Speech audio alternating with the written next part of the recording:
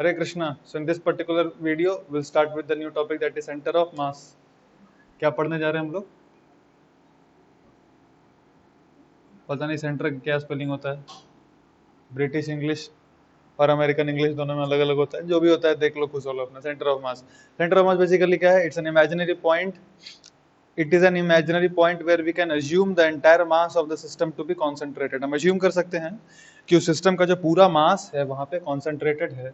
जैसे for example हमको एक बेसिकली एक रफ आइडिया लगना चाहिए कि सेंटर ऑफ मास कहाँ पे है. एक प्रॉपर फीलिंग आना चाहिए सेंटर ऑफ मास का, वरना क्वेश्चन कर पाना बहुत मुश्किल है और फास्ट कर पाना तो और मुश्किल है. सेंटर ऑफ मास का प्रॉपर आइडिया रखना चाहिए, रफ आइडिया. इसलिए मैं सारा फिगर्स बना रहा हूँ. आप मेरे को बताओ, मान लो एक स्क्वायर लैमिना है. क्या है? एक स्क्वायर लैमिना. ठीक है, इसका सेंटर ऑफ मास कहाँ पे होगा? सेंटर ऑफ मास मतलब पूरा मास का सेंटर, मतलब पूरा मास कहाँ पे कॉन्सेंट्रेटेड है. हम ऐसा अज्यूम कर सकते हैं कि पूरा मास वहां पे कॉन्सेंट्रेटेड है. तो दिमाग लगा के बताओ, अगर एक स्क्वायर लैमिना है, इसका सेंटर ऑफ मास कहाँ पे हम कह सकते हैं? या फिर एक रॉड है लेंथ एल का, ये स्क्वायर है मान लो ए ए ए ए. इसका सेंटर ऑफ मास अगर मैं ऐसे करके कोऑर्डिनेट्स बनाया, कोऑर्डिनेट सिस्टम अगर आपको दे दिया, आप खुद से कॉमन सेंस से सोच के बताओ सेंटर ऑफ मास का कोऑर्डिनेट्स क्या होगा. इसके लिए सेंटर ऑफ मास का कोऑर्डिनेट्स क्या होगा? a/2 और a/2. ये तो ओरिजिन है, पकड़ लो. सपोज सेंटर ऑफ मास यहाँ पे a, क्या कोऑर्डिनेट हो जाएगा? a/2 और a/2. क्यों? क्योंकि ये जो स्क्वायर है इसका सेंटर ऑफ मास कहाँ पे होगा? इसके मास के सेंटर पे. तो हमको दिख रहा है कि स्क्वायर तो परफेक्टली सिमेट्रिक है इसके अबाउट. तो हम अज्यूम कर सकते हैं कि स्क्वायर का जो पूरा मास है, मान लो m, कहाँ पे कॉन्सेंट्रेटेड है? एग्जैक्टली इसके सेंटर पे. ये हो गया इसका सेंटर ऑफ मास, है ना. क्योंकि सारा क्या है? सिमेट्रिक है, यूनिफॉर्मली डिस्ट्रीब्यूटेड मास है. क्वेश्चन में अगर आपको मेंशन नहीं करता, आपको मानना यूनिफॉर्मली डिस्ट्रीब्यूटेड मास. उस तरह मान लो यहाँ पे रॉड है, यूनिफॉर्म रॉड है, लेंथ एल है, मास एम है. तो क्या कहाँ पे होगा centre of mass coordinate wise? अगर इसको जीरो ले ले, एक्स कोऑर्डिनेट क्या होगा सेंटर ऑफ मास का? सेंटर ऑफ मास मतलब पूरा मास को हम अज्यूम कर सकते हैं वहां पे कॉन्सेंट्रेटेड है. कहाँ पे अज्यूम कर सकते हैं? एग्जैक्टली सेंटर पे. तो कोऑर्डिनेट क्या होगा इसका? एक्स कोऑर्डिनेट क्या होगा? l/2. वाई कोऑर्डिनेट जीरो होगा, क्योंकि थोड़ा भी ऊपर थोड़ा भी नीचे तो वाई सेंटर ऑफ मास नहीं होगा ना. तो हम अज्यूम कर सकते हैं कि इस पूरे रॉड के बदले एक ही मास, एक पॉइंट यहाँ पे रख लो जिसका मास है m. ये एक ही बात है. या तो रॉड ले लो मास m लेंथ l, या फिर एक पॉइंट को ले लो यहाँ पे m which is at a distance of l/2. ठीक है, दोनों एक ही बात है. उसी तरह से यहाँ पे स्क्वायर को पूरा आप रिप्लेस कर सकते हैं विथ वन सिंगल पॉइंट यहाँ पे जिसका मास हो गया m. कोऑर्डिनेट क्या है इसका? a/2 x के तरफ और a/2 y के तरफ. तो सेंटर ऑफ मास का थोड़ा थोड़ा फीलिंग आ रहा है आपको. चलो देखो और कुछ कुछ क्वेश्चन पूछता हूँ. मान लो ऐसा करके एक रिंग दिया. ये रिंग है, ध्यान रखना. अब ये डिस्क नहीं है, it is a ring. Ring बोले तो ऐसा चूड़ी, बैंगल, बैंगल स्टाइल में ये एक रिंग है. इसका सेंटर ऑफ मास कहाँ पे होगा? अगर मैंने सपोज ये वाले पॉइंट को कोऑर्डिनेट सिस्टम पकड़ लिया, ये वाला ऐसा करके कोऑर्डिनेट सिस्टम में मान लो ओरिजिन नो, तो इसका सेंटर ऑफ मास का कोऑर्डिनेट्स क्या होगा? सेंटर ऑफ मास का कोऑर्डिनेट्स क्या होगा? फटाक से बताओ. ये रिंग है ऐसे करके, सेंटर ऑफ मास का कोऑर्डिनेट क्या होगा? अगर मास m है, रेडियस r है, तो 0,0. सेंटर ऑफ मास कहाँ होगा? सिमेट्रिकली बीच में रहेगा हमेशा, राइट और रॉन्ग. पर अगर आप ध्यान से एक चीज नोटिस करो, सेंटर ऑफ मास तो बॉडी में नहीं है इसका. क्वेश्चन नंबर 1 पे ध्यान दो. आपका जो लैमिना था वो ऐसा करके था, तो जो सेंटर ऑफ मास था वो बॉडी के अंदर लाई कर रहा था, बॉडी के बाहर लाई कर रहा है? सेंटर ऑफ मास बॉडी के अंदर लाई कर रहा है, बॉडी के बाहर लाई कर रहा है? For the square lamina body के अंदर लाई कर रहा है. अच्छा, ये जब रॉड था तो सेंटर ऑफ मास बॉडी के अंदर लाई कर रहा है, बॉडी के बाहर लाई कर रहा है? बॉडी के अंदर लाई कर रहा है. यहाँ पे जब रिंग है, यहाँ पे क्या ऐसे करके जब ये रिंग है, तो सेंटर ऑफ मास कहाँ पे लाई कर रहा है? बॉडी के अंदर की बॉडी के बाहर? अरे बॉडी के बाहर है, बीच में कुछ नहीं है, वो बीच में स्पेस है, तो बाहर लाई कर रहा है. ठीक है, तो बेसिकली अच्छा ठीक है, वो वैसा केस हो गया. तो बेसिकली आपको सिखाना ये चाह रहा हूँ ये सारे एग्जांपल से कि सेंटर ऑफ मास कहाँ पे लाई करता है. Centre of mass will lie eight, अगर आपको मास थोड़ा अच्छा दिख रहा है देखने में, मास अगर सिमेट्रिक लग रहा है, तो सेंटर ऑफ मास कहाँ पे लाई करता है? Lies at axis of symmetry of the system. It lies at the axis of symmetry of the system. और अगर ये हमको इन्फॉर्मेशन पता चल जाए, जानना जरूरी इसीलिए है, तो हमारा कैलकुलेशन बहुत सिंप्लीफाई हो जाता है और कई सारे क्वेश्चन तो हम देख के ही कर सकते हैं. इसलिए थोड़ा फीलिंग आना चाहिए प्रॉपरली आपको सेंटर ऑफ मास का. अब देख, मान ले ऐसा करके ये रिंग, कंप्लीट रिंग नहीं लिया, हाफ रिंग लिया.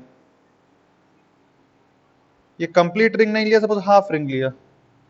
ठीक है, और ये है मेरा कोऑर्डिनेट सिस्टम, ये रेडियस आर, ठीक है। अब मेरे को बताओ सेंटर ऑफ मास कौन से रीजियन में लाई करेगा, ये पूछ रहा हूं, ध्यान सुनना। सेंटर ऑफ मास कौन से रीजियन में लाई करेगा, सिर्फ इतना बता दो मेरे को। ये रीजियन में लाई करेगा ऊपर, ये रीजियन में लाई करेगा ए, कि ये रीजियन में लाई करेगा बी, कौन से रीजियन में लाई करेगा, या इस पे लाई करेगा, या ऑन एक्स एक्सिस या ऑन वाई एक्सिस, कौन सा ट्रू है? चार ऑप्शन दिया मैंने आपको, कौन से रीजन में लाई करेगा, ये वाले रीजन में लाई करेगा, या ये वाले रीजन में लाई करेगा, या एक्स एक्सिस पे लाई करेगा, या फिर वाई एक्सिस पे लाई करेगा, कौन सा ट्रू है? सेंटर ऑफ मास का बात कर रहा हूं, इस सेमी रिंग का, पूरा रिंग नहीं है, रिंग है पर आधा काटा हुआ रिंग है, सिर्फ इतना। सेंटर ऑफ मास कहां पे लाई करेगा? आंसर है ए रीजन में लाई करेगा, ये ट्रू है। कहां लाई करेगा? ए रीजन में। देख यहां लाई नहीं करेगा, मतलब ये बस एक आई कैनॉट एक्सप्लेन प्रॉपरली, मैं आपको बताऊंगा, इसका प्रॉपर एक्सप्लेनेशन भी दूंगा, पर अभी आप अगर आपको फीलिंग आ रहा होगा तो यहाँ कहीं लाई करेगा, आप बोल सकते हैं, आप बोल सकते हैं एटलीस्ट रीजन ए में तो कहीं पे लाई करेगा, पहला चीज। दूसरा चीज, क्या थोड़ा भी इधर या थोड़ा भी इधर लाई कर सकता है? क्या थोड़ा सा भी वाई एक्सिस के इधर या थोड़ा सा भी वाई एक्सिस के उधर लाई कर सकता है? एग्जैक्टली वाई एक्सिस पे लाई करेगा। अगर आप ध्यान समझो, एग्जैक्टली वाई एक्सिस पे लाई करेगा। क्यों?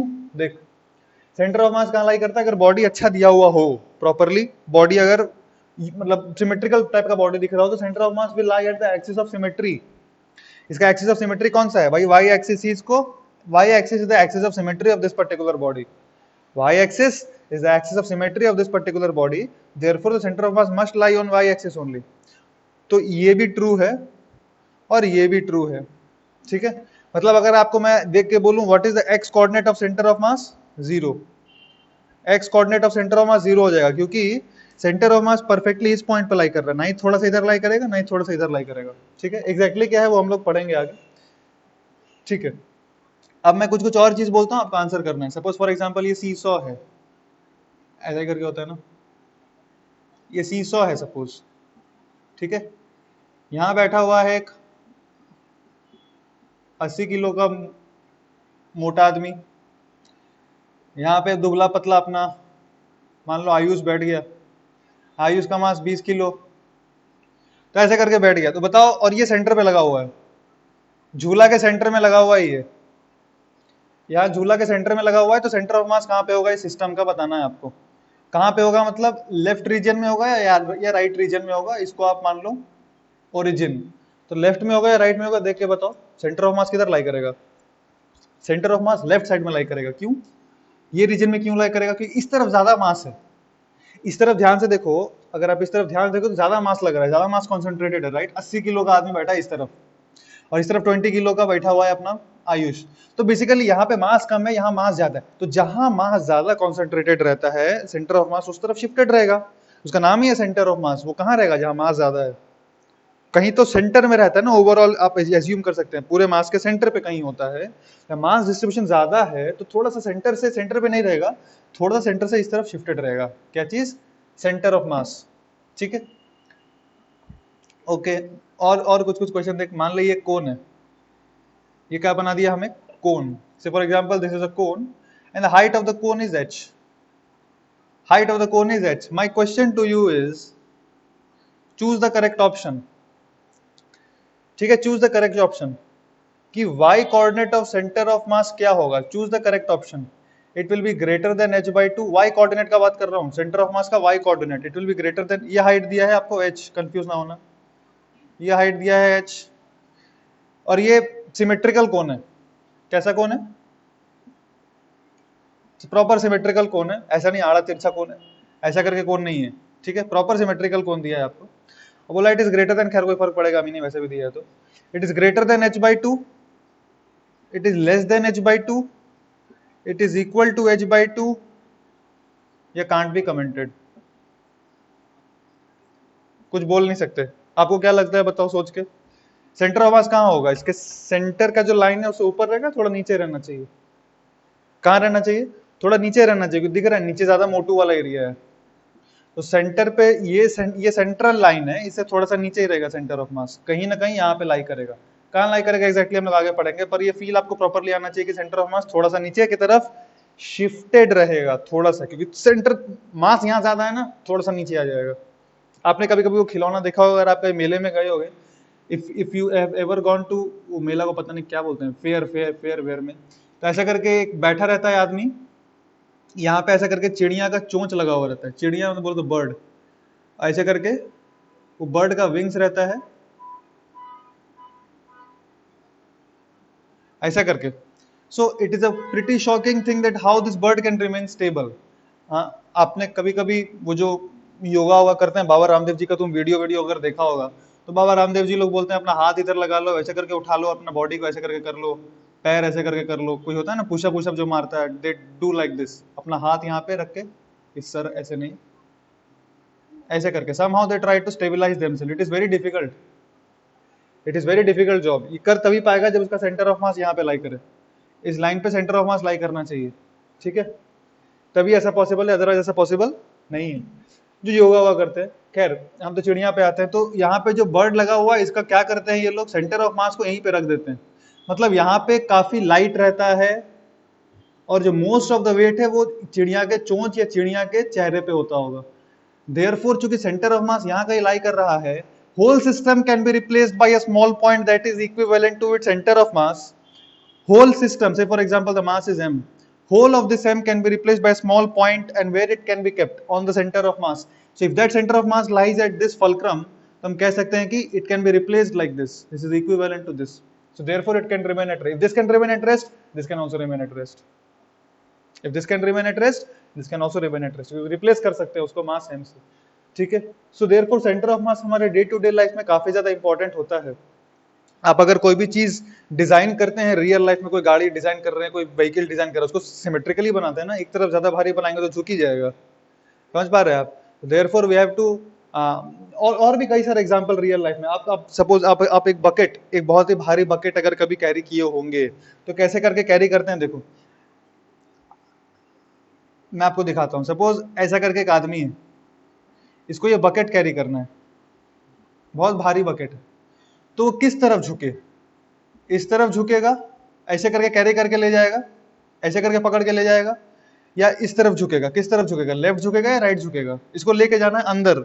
ही is going into the plane of the paper, so paper ने board, this person is going into the plane of the board, इसको अपने राइट हैंड से पकड़ के ले जाना है बकेट को, तो वो इस तरफ झुकेगा या इस तरफ झुक के ले जाएगा, इस तरफ झुक के ले जाएगा। क्यों?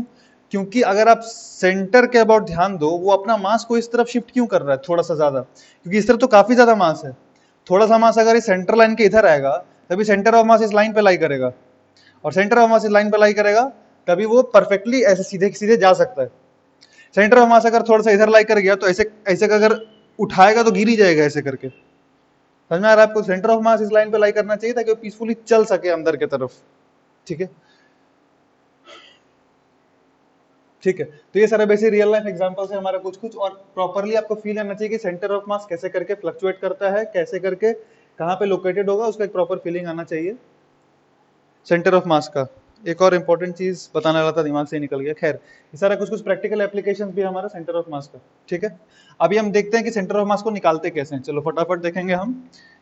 सेंटर ऑफ मास जो चैप्टर है उसको 2-3 पार्ट्स में डिवाइड किया जाता है। पहला पार्ट है centre of mass for discrete objects, centre of mass for discrete objects, बिल्कुल बेसिक सिंपल सा फॉर्मूला है। Discrete objects, discrete point objects, क्या चीज, discrete point object. Centre of mass, discrete का मतलब डिसकंटिन्यूअस, डिस्क्रीट का मतलब discontinuous, centre of mass for discrete point objects. Simple सा फॉर्मूला है, देख एक एग्जांपल के थ्रू मैं आपको दिखाता हूं। पकड़ लो, ये मेरा कोऑर्डिनेट सिस्टम है, ये y और ये x, हियर इज अ मास, कितना ले लें, से फॉर एग्जांपल वेरिएबल्स में लेते हैं तो आसानी पड़ेगा, से m a, 2a, यहां एक मास 2m, इसका कोऑर्डिनेट्स 2a, a, और यहां एक मास से 3m और इसका कोऑर्डिनेट्स 3a, 3 है, ठीक है। टोटल कितने मासेस दिख रहे हैं आपको, there are total 3 masses and this is my coordinate system. See, एक चीज क्लैरिटी रखो कि सेंटर ऑफ मास जो सिस्टम का है वो कोऑर्डिनेट सिस्टम पे डिपेंड नहीं करेगा। ध्यान सुनना, सेंटर ऑफ मास सिस्टम का जो है it will not depend on the coordinates, coordinate system that we have chosen. Yes, if you change the coordinate system, the coordinates of the center of mass with respect to some coordinate system may change. Say for example, simple सा बात है, मान लो यहाँ पे मैंने square lamina रख दिया, अब इसका सेंटर ऑफ मास यहाँ पे होगा, इसका सेंटर ऑफ मास यहाँ पे होगा, तो for this coordinate system centre of मास कुछ आएगा अपना, कुछ आ सकता है, सपोज x, y। यही कोऑर्डिनेट सिस्टम को उठा के अगर यहाँ रख दें ऐसे करके, तो सेंटर ऑफ मास का कोऑर्डिनेट्स क्या हो जाएगा नया? अगर कोऑर्डिनेट सिस्टम ऐसा है तो सेंटर ऑफ मास क्या होगा? कोऑर्डिनेट सिस्टम ऐसा है जो सेंटर से पास हो रहा है इसका, तो नया coordinates of centre of mass क्या आएगा? 0,0। और पहले कितना था? अगर ये कोऑर्डिनेट सिस्टम है तो कितना था? अगर ये कोऑर्डिनेट सिस्टम है तो पहले था x, y। So what does that mean? Does that mean that the center of mass is changed? Center of mass is not changed. Coordinates of the center of mass will definitely depend on the coordinate system, but center of mass will not be changed. ठीक है, तो उसी तरह से मैंने ये coordinate system माना है। अब आपको क्वेश्चन में दे देगा take this as the origin, origin आपको स्पेसिफाई कर देगा। बाय डिफॉल्ट ऊपर वाले डायरेक्शन को हम पॉजिटिव y, राइट वाले को प्लस x मानते हैं यूजुअली, ठीक है। और अगर कुछ नहीं मेंशन किया है तो फिर आप कैसे भी मान सकते हैं, फिर वो सब्जेक्टिव क्वेश्चन हो गया, depends on what reference frame, what coordinate system you have chosen. तो हम यहाँ कोऑर्डिनेट सिस्टम ऐसे करके चूज करते हैं। तो क्वेश्चन क्या कर रहे हैं हम लोग? What is the question we are trying to solve? Centre of mass for discrete point objects, but what do we have to find in center of mass? Coordinates of center of mass. We have to basically find the coordinates of center of mass, ठीक है। अभी ध्यान से देख, अब इसका centre of मास कैसे बता पाएंगे? फिगर जो अच्छा फिगर था उसको तो देख के हम बता देते थे कि centre of mass symmetrically located है। तो ऐसे फिगर्स का सेंटर ऑफ मास कैसे बताते हैं? जहां पे बॉडीज डिस्क्रीट हो, कंटिन्यूअस भी नहीं हो और अलग अलग कोऑर्डिनेट्स पे लोकेटेड हो और पॉइंट साइज्ड हो। पॉइंट साइज का क्या मतलब है? इनका इंडिविजुअल जो साइज है in comparison to their coordinates they are very very small, या in comparison to their distances they are very very small. So these dimensions, that is the distance between the object, should be very very greater than the individual size of the objects. Such objects are called point objects, क्योंकि point की तरह दिखाई पड़ते हैं छोटे छोटे। इसका जो सेंटर ऑफ मास होगा, suppose x coordinate of centre of मास और y coordinate of centre of mass, ठीक है। कैपिटल X का मतलब x coordinate of centre of मास और y कैपिटल Y का मतलब y coordinate of centre of mass. x coordinate of centre of मास कैसे निकालते हैं? सिंपल सा फॉर्मूला है, आपको रटना है अच्छे से। m1 इंटू उसका centre of mass, m1 into उसका centre of mass plus m2 second mass into उसका सेंटर ऑफ मास से मल्टीप्लाई करना है, प्लस m3 इंटू m3 के सेंटर ऑफ मास से मल्टीप्लाई करना है। ये x1 क्या है? m1 का centre of mass, plus m2 into x2 क्या है? m2 का centre of mass, plus m3 into x3 क्या है? m3 का centre of mass, plus like that as many bodies are there by the total mass of the system m1 plus m2 plus m3 plus so on। Simple सा formula है, फिर सुन। x centre of mass क्या देगा मेरे को? Coordinate of the x coordinate of the centre of mass देगा। What will this thing give me? x coordinate of the centre of mass of the entire system. इसमें m1 क्या है? पहला body. x1 क्या है? x coordinate of the centre of mass of m1। x2 क्या है? x coordinate of the centre of mass of m2। तो basically किया क्या मैंने? सारे के सारे मासेस लिए, उनके x कोऑर्डिनेट का समेशन लेके टोटल मास से डिवाइड कर दिया। This is x centre of mass. ठीक है, क्लियर है ढंग से? अगर ये ढंग से क्लियर है तो ये सॉल्व करते हैं हम लोग। ये सॉल्व करने से पहले एक और फॉर्मूला सुन ही लो। उसी तरह y सेंटर ऑफ मास क्या होगा? m1 y1 plus m2 y2 plus m3 y3। ये क्या है? m1 इंटू उसका y1 सेंटर ऑफ मास, फिर क्या है? m2 इंटू उसका सेंटर ऑफ मास का y कोऑर्डिनेट, किसका? y2 का। उसी तरह से ये y3 क्या है? y coordinate of centre of mass of m3। ऐसे करके सारा ऐड कर दिए bye the total mass of the system. This is the formula, आपको एज इट इज याद रखना है। उसी तरह से z सेंटर ऑफ मास अगर पूछा कोई x y, अगर मान लो z कोऑर्डिनेट भी दे देता 3D, तो z कोऑर्डिनेट क्या लिख देते हम? वही m1 z1 plus m2 z2 plus so on by m1 plus m2 plus m, जितना भी बॉडीज है सब वहां लिख देते हैं हम। ठीक है, इस पे कई सारे क्वेश्चंस करेंगे ताकि ढंग से हमारा हाथ सेट हो जाए, हाथ सेट होना बहुत जरूरी है ये पर्टिकुलर स्टार्टिंग में, क्योंकि स्टार्टिंग में ही अगर आपका हाथ सेट हो गया तो बाद में जो टफ क्वेश्चंस आएंगे उसमें कैलकुलेशन मिस्टेक नहीं करेंगे आप, क्योंकि इसमें जो क्वेश्चंस आते हैं उसमें पिछले चैप्टर से जो मिक्स कर ही सकते हैं क्वेश्चंस, पर जो सेंटर जो पाइवोटल पॉइंट होता है वो यही फॉर्मूला होता है, और यही एक ही फॉर्मूला हर जगह फॉलो करना है, कोई दूसरा फॉर्मूला नहीं आएगा, इसका एक डिफरेंट वर्जन आते रहेगा हर एक जगह पे, पर जो कोर एसेंशियल फॉर्मूला है वो यही है, सेट कर ले m1x1 plus m2x2 plus so on by m1 plus m2, y coordinate पूछा है तो m1y1 plus m2y2 plus m3y3 and so on by m1 plus m2 plus m3, z coordinate of centre of मास पूछा है तो m1 z1 plus m2 z2 plus so on by m1 plus m2, दिमाग में अच्छे से set कर ले। ऐसे करके हमको कोऑर्डिनेट ऑफ सेंटर ऑफ मास निकालना है। एक छोटा सा क्वेश्चन से हम स्टार्ट करते हैं, देख मान लिया एग्जांपल से स्टार्ट किए थे, कैसे करके करेंगे अब आप खुद से ट्राई कर सकते हैं बिल्कुल। तो इसका x सेंटर ऑफ मास क्या होगा, इसका x सेंटर ऑफ मास क्या होगा m1x1 m1x1 प्लस कुछ भी ले सकते हैं m1 m2 m3 जिसको लेना है, मैं इसको सपोज इसको m2 ले लेता हूं, m2 into x centre of मास कितना है x। अच्छा ये जो बॉडी है इसका सेंटर ऑफ मास तो इसी पे लाई करेगा ना, यही लाई करेगा क्योंकि पॉइंट ऑब्जेक्ट है, तो इसीलिए ये मास इंटू इसका x सेंटर ऑफ मास क्या होगा जो इसका x कोऑर्डिनेट है।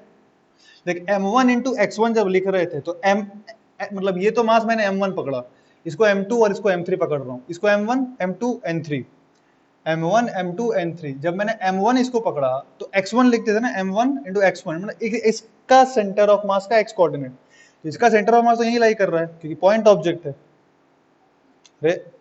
मान लो यहाँ पे 2 kg ऐसे करके रख दिया, ठीक है, इसका कोऑर्डिनेट है 10,20, मैं बोला इस सिस्टम का x coordinate of centre of मास कितना होगा, तो कितना होगा एक्स कोऑर्डिनेट 10 ही होगा, ये जहाँ पे है वही इसका सेंटर ऑफ मास है, तो पॉइंट ऑब्जेक्ट है ना, तो 10 और वाई सेंटर ऑफ मास क्या होगा 20, पॉइंट ऑब्जेक्ट है तो सेंटर ऑफ मास वही लाई करेगा जहाँ ऑब्जेक्ट, तो वही बात कि वो जो पॉइंट है इसका सेंटर ऑफ मास कहाँ पे होगा वहीं पे जहाँ ऑब्जेक्ट है, तो इसलिए m1a1 प्लस m2 इंटू ये x coordinate plus m3 into इसका x कोऑर्डिनेट, ठीक है, बाय द टोटल मास कितना है m 2m 3m 6m, देख m m m काट सकते हैं आप, आपका आंसर कितना आएगा, ये हो गया 4, ये हो गया 9, तो ये हो गया 5 प्लस 9 14a/6 7a/3, सो ये y ये x कोऑर्डिनेट आया, y coordinate of centre of मास का क्या आएगा देखो फटाफट, y कोऑर्डिनेट के लिए क्या करेंगे, अब थोड़ा फास्ट कर दूंगा, देख m1 इंटू इसका y कोऑर्डिनेट, m2 इंटू इसका y coordinate of centre of मास, और m3 इंटू उसका बाय द टोटल मास, तो ये कितना आएगा 2 2 9 4 प्लस 9 13 a/6, तो कोऑर्डिनेट्स क्या आ गया सेंटर ऑफ मास का 7a/3 13a/6, ये आ गया कोऑर्डिनेट्स ऑफ सेंटर ऑफ मास। समझ में आया ढंग से, समझ में आ गया क्या, चलो समझ में आ गया तो फटाफट हम लोग क्वेश्चन करने लायक हो गए हैं। मैं भी फटाफट आपको 5 क्वेश्चन देता हूँ, 4-5 क्वेश्चन, बेसिकली आपको ये फॉर्मूला अप्लाई करना है और आपको आंसर निकालना है। तो मैं अभी तक थोड़ा धीरे पढ़ा रहा था ताकि आप समझ सके, थोड़ा सा क्वेश्चन थोड़ा फास्ट करो। मान लो यहाँ रखा है 2 kg, कोऑर्डिनेट सिस्टम मैं ही दे दे रहा हूँ आपको, कोऑर्डिनेट सिस्टम आपको मैं ही दे दे रहा हूँ, ठीक है, इसका कोऑर्डिनेट मान लो 10,0, फटाफट बताओ क्या होगा इसका, यहाँ पे सपोज ये क्या है, बेसिकली एक लाइट रॉड मान लो आप, ऐसे करके एक लाइट रॉड है जिसपे 4 मासेस कनेक्टेड है, दीज आर लाइट रॉड्स, ठीक है, and 4 masses are connected, say this is 1 kg 2 kg 2 kg 1 kg and square of length 2 metre, ठीक है। सेंटर ऑफ मास बता देना आपको कहाँ पे लाई करेगा, सेंटर ऑफ मास बता दो कहाँ पे लाई करेगा फटाफट बिल्कुल, ठीक है। फिर सेम चीज है, अच्छा कुछ कुछ एक इंपॉर्टेंट चीज भी है पर वो ज्यादा,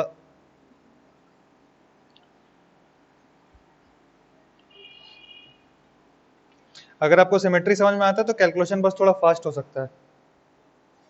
ये मान लो 2 kg यहाँ पर मैं 2 kg, यहाँ पर मैं 1 kg, यहाँ पर मैं 1 kg। चलो ये वाला सॉल्व करो। फोर्थ ले लो आप,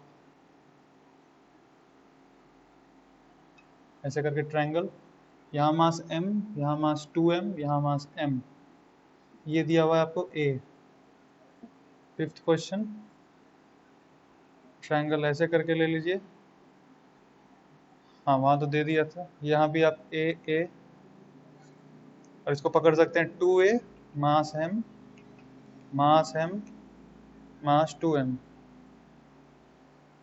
हाँ पर ये कोऑर्डिनेट सिस्टम ये नहीं रहेगा, कोऑर्डिनेट सिस्टम आपको ये वाला चूज कर लेना है। इसका आप लेंथ ले लीजिए 2a, कोऑर्डिनेट सिस्टम इसको चूज कर लीजिए ऐसे करके।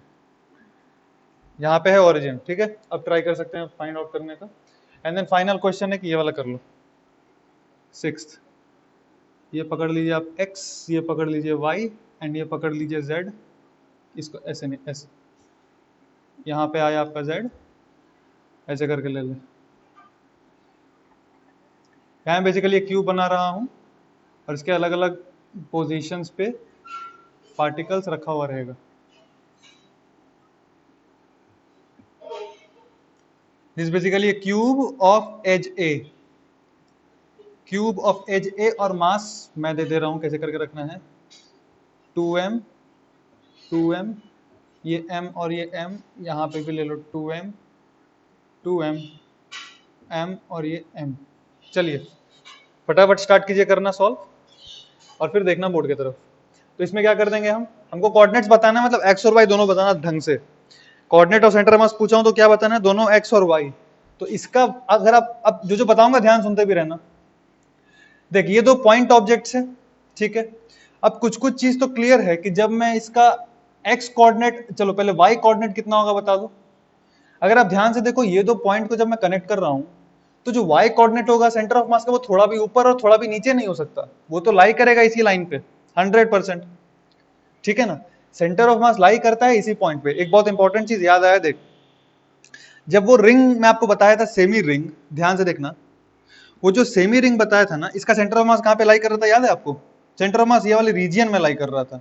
अब सेंटर ऑफ मास जब इस रीजन में लाई करता है उसका सिग्निफिकेंस क्या होता है, उसका सिग्निफिकेंस ये होता है कि सेंटर ऑफ मास के ऊपर, आप कोऑर्डिनेट सिस्टम बना लो ऐसे करके, सेंटर ऑफ मास के ऊपर कुछ मास होना चाहिए। कितना होना चाहिए, एग्जैक्टली जितना सेंटर ऑफ मास के नीचे होगा। मतलब ये जो पोर्शन है इसका जो मास आया ना सेंटर ऑफ मास के ऊपर, एग्जैक्टली उसका मास किसके बराबर होगा, ये वाले पोर्शन का एग्जैक्टली मैच करेगा। क्योंकि सेंटर ऑफ मास क्या करता है, वो डिवाइड करता है दो इक्वल पार्ट में, उसके ऊपर जितना रहेगा इतना ही उसके नीचे रहना चाहिए, ठीक है। और इस तरफ और इस तरफ भी सेम रहना चाहिए, इस तरफ और इस तरफ भी सेम रहना चाहिए, तो उसको कहते हैं सेंटर ऑफ मास। उसके ऊपर कुछ तो मास रहना ही चाहिए और उसके नीचे कुछ तो मास रहना ही चाहिए। अब ऊपर कुछ मास नहीं रहेगा, सेंटर ऑफ मास के नीचे कुछ मास रहेगा, तो नीचे ऐसे करके गिर जाएगा उस तरफ। देख मान ले मैं कहता हूं सेंटर ऑफ मास यहाँ पे, पागल आदमी बोलेगा कि मार्कर का सेंटर ऑफ मास यहाँ पे, जबकि है नहीं।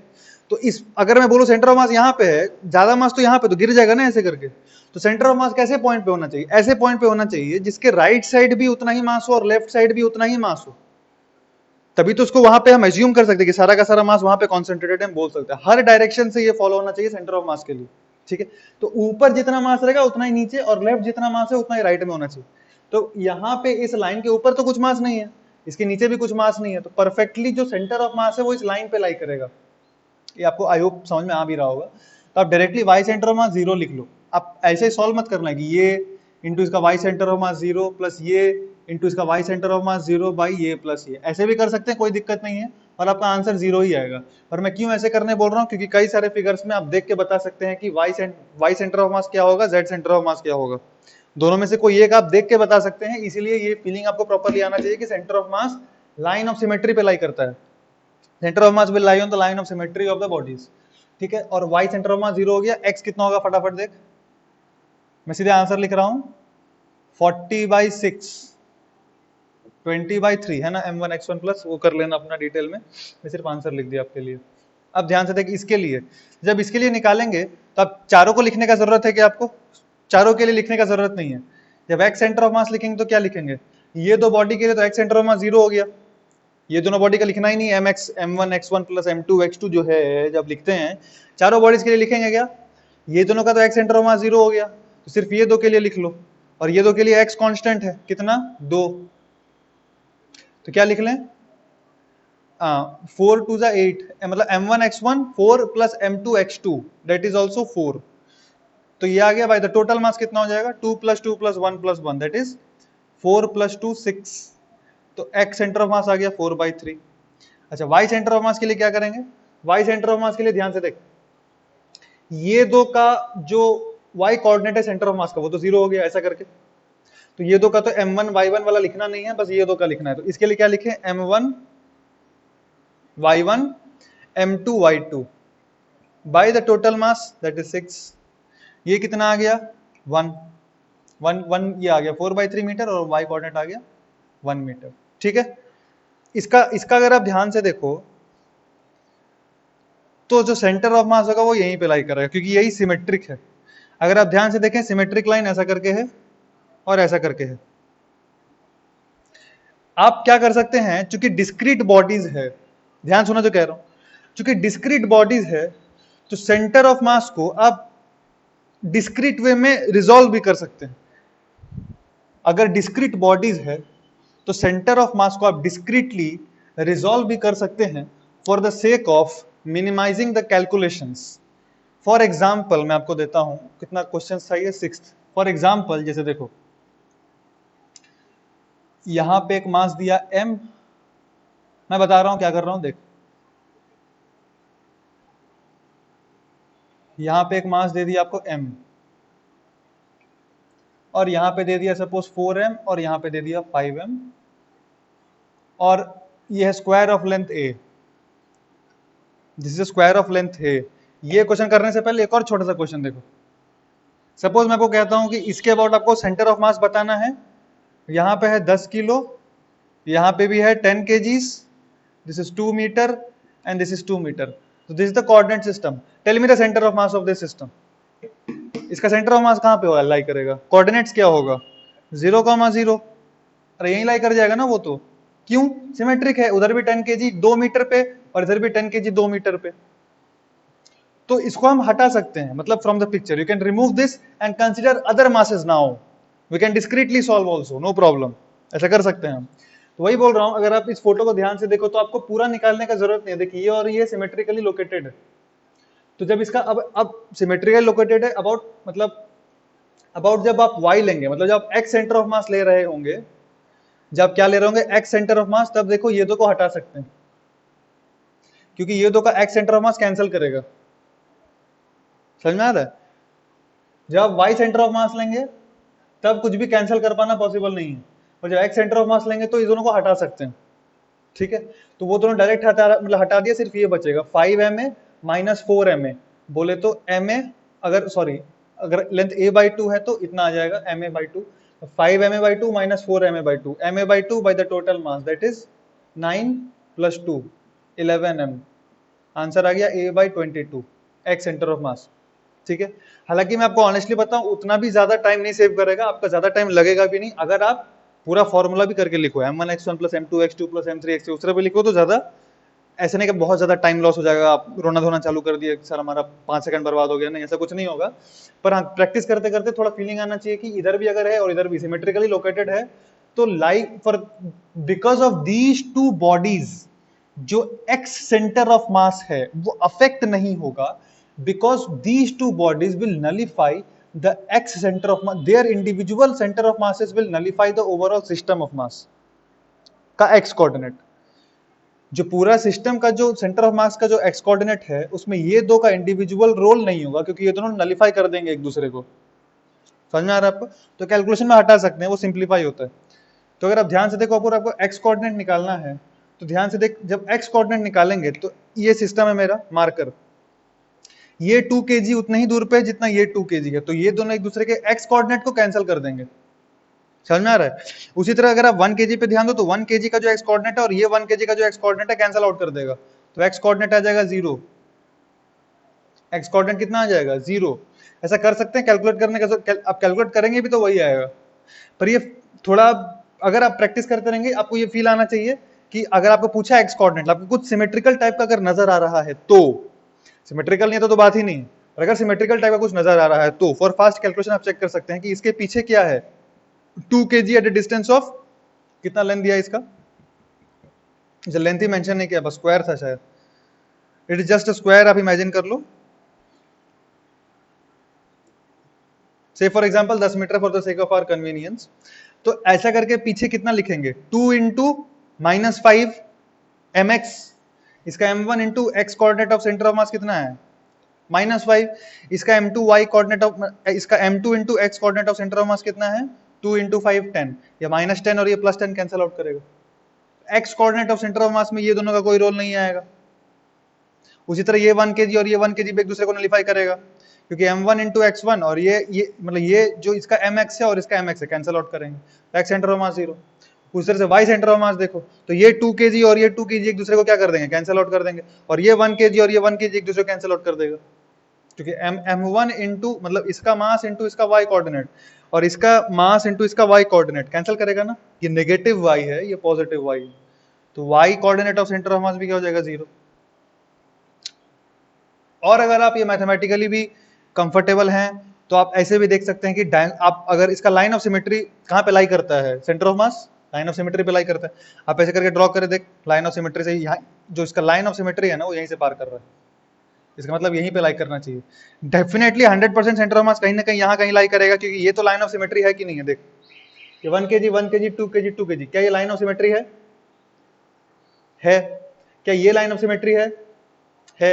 अब इस लाइन ऑफ सिमेट्री में ही तो कहीं ना कहीं पे लाई करेगा ना, या तो यहाँ लाई कर सकता है, तो यहाँ लाई कर सकता है, तो यहाँ लाई कर सकता है, तो यहाँ, ये तो यहाँ कहीं तो कहीं ना कहीं तो लाई करेगा, और ये लाइन ऑफ सिमेट्री है मतलब या तो यहाँ पर यहाँ लाई करेगा, तो इस पे तो लाई नहीं कर रहा, अगर यहाँ लाई कर रहा है तो इस पे तो लाई नहीं कर रहा है, दोनों पे लाई करना चाहिए, मतलब कॉमन पॉइंट पे लाई करना चाहिए, यहीं पे होगा ओरिजिन, ठीक है।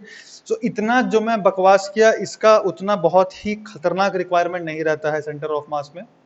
What is the lesson that we learned from this is two symmetrical bodies two bodies equal masses kept symmetrically will have no effect on center of mass, वो nullify कर देंगे एक दूसरे को, that is what you have to learn and understand।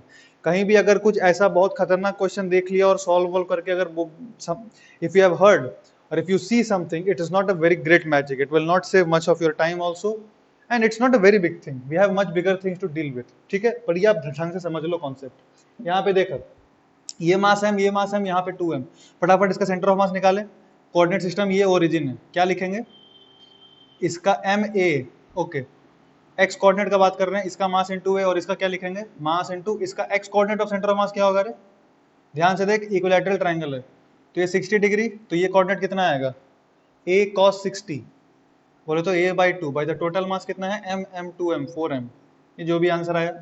y coordinate का बात करेंगे तो कितना आ जाएगा, y कोऑर्डिनेट का बात करेंगे तो ये पूरा 0 खत्म, y कोऑर्डिनेट का जैसे बात करेंगे तो ये तो y कोऑर्डिनेट मतलब इसके ऊपर देखना ना कितना है सेंटर ऑफ मास, तो जैसे यहाँ पे हम रखे ये दो तो 0 हो गया, इसका कोई कंट्रीब्यूशन नहीं रहेगा y सेंटर ऑफ मास में, सिर्फ इसका रहेगा क्योंकि y एक्सिस ये x एक्सिस से ऊपर, इसका जो कंट्रीब्यूशन होगा वो कितना होगा 2m इंटू इसका सेंटर ऑफ मास कहाँ है a sin 60, देखिए a तो ये कितना a sin 60, ये a तो ये a sin 60, a sin 60 बोले तो a √3/2 bye the total mass 4m, बस जो भी आ गया।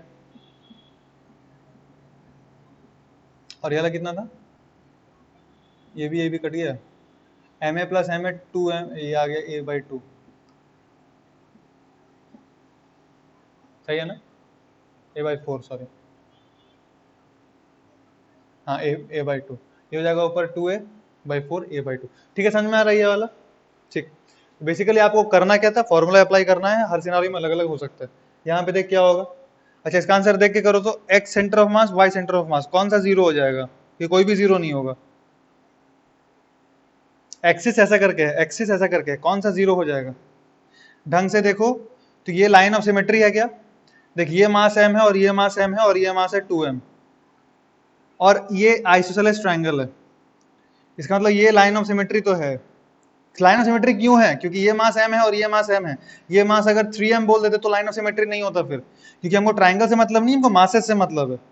हमको मासेस से मतलब है कि masses are getting symmetrically divided और नॉट। तो ये मास m है, इसीलिए this is a line of symmetry. इसका मतलब सेंटर ऑफ मास तो इस लाइन पे लाई करेगा, इस लाइन के नहीं थोड़ा सा उधर जाएगा, नहीं थोड़ा सा इधर आएगा, मतलब एक्स कोऑर्डिनेट 0, नहीं थोड़ा सा उधर शिफ्ट हो सकता है सेंटर ऑफ मास, नहीं थोड़ा सा इधर शिफ्ट हो सकता है। बचा वाई सेंटर ऑफ मास। अब वाई सेंटर ऑफ मास जैसे निकालेंगे, यहाँ पे हाथ रख, ये दोनों का वाई सेंटर ऑफ मास में कंट्रीब्यूशन कितना, 0। ये दोनों का वाई सेंटर ऑफ मास में कंट्रीब्यूशन 0, क्योंकि दोनों का वाई कोऑर्डिनेट इज 0। बच्चा सिर्फ इसका इसका क्या लिखेंगे, मास, और इसका कोऑर्डिनेट कितना है, ओके ये निकालना पड़ेगा। ये निकाल सकते हैं क्या? देखो अगर आप ढंग से देखें, ये 2a था पूरा लेंथ, तो ये a और ये भी a, अच्छा 2a a और a 3a, ओके, मतलब ऐसा ट्रायंगल पॉसिबल ही नहीं है। ऐसा ट्रायंगल पॉसिबल क्यों नहीं है? देखो, अगर आप ये लेंथ 2a लेते हैं, आपने पढ़ा होगा मैथ्स में कि sum of two side should be greater than the third side, sum of two side should be greater than the third side. तो इसीलिए क्या करते हैं, अगर आप इसको a लो तो इसको आप कितना ले लो, रूट अंडर 5a ले लेते हैं। चलो कितना लेते हैं, रूट अंडर 5a, अच्छा आंसर आएगा। ठीक है, अब करते हैं, देख तो ये हो गया पूरा 2a। ये वाला क्वेश्चन पहले क्या गड़बड़ था, क्लियर है? अभी देखो करते हैं इसको, 2a, अब यहाँ पे 2a मतलब ये a और ये a, अब ये कितना आएगा, root under this square minus this square, ध्यान से देख 2a आ जाएगा। ये कितना आ जाएगा, 2a, root under this square, ये हाइपोटेन्यूज है ना, this square minus this square मतलब 5a square minus a square 4a square मतलब 2a। तो ये आ गया 2m और इसका y कोऑर्डिनेट माइनस 2 है। टोटल मास कितना है, 2 4 4m, ये कितना हो गया, माइनस a। ठीक है, तो y कोऑर्डिनेट इसका हो गया माइनस a। अच्छा जोश में ये मत सोचना, अगर आप कुछ चीज समझो कि जब मैं कह रहा हूं कि y सेंटर ऑफ मास में इसका कोई रोल नहीं है, ये इसका मैं ये कहना चाह रहा हूं कि वो m1 y1 में कोई रोल नहीं है। m1 y1 0, m2 y2, इसका y2 0, ठीक है, पर मास में तो इसका रोल आ जाएगा ना, m+m+2m, मास में रोल आ जाएगा। तो ये कहना गलत है कि इसका y सेंटर ऑफ मास में कोई रोल ही नहीं है ये दोनों का, ऐसा नहीं कहना चाहिए आइडियली। y सेंटर ऑफ मास में डेफिनेटली ये दोनों का रोल है मास वाइज।